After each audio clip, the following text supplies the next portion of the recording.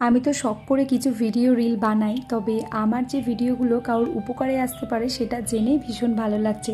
বেশ কয়েকদিন হলো মেসেঞ্জারে দেখছি কয়েকজন লিখেছেন দিদি স্কুল টিফিনের কিছু আইডিয়া শেয়ার করুন। তবে প্রথমেই বলে রাখি, আমরা সকালবেলা যে ব্রেকফাস্টটা করি সেটাই কিন্তু আমার ছেলেকে টিফিনে দেওয়ার চেষ্টা করি। যেহেতু ওর বেলায় স্কুল আর ও সকালবেলা ভাত খেয়ে যায়, তার জন্য কিন্তু আমাদের ব্রেকফাস্টের খাবারটাই ওকে টিফিনের মতো করে গুছিয়ে দিই। হ্যাঁ, তবে এক একদিন একটু এদিক ওদিক থাকে।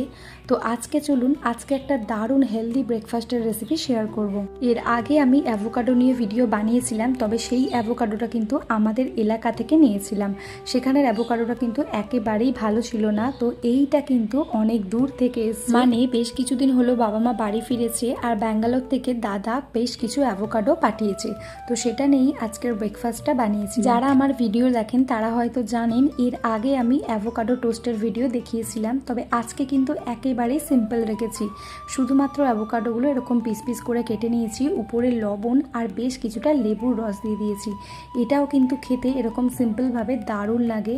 আর অ্যাভোকাডো যেহেতু প্রচুর পরিমাণ গুণাগুণ, তাই বাচ্চাকেও যদি একটু ভুলিয়ে ভালিয়ে খাওয়ানো যায় তাহলে কিন্তু বেশ ভালো হয়।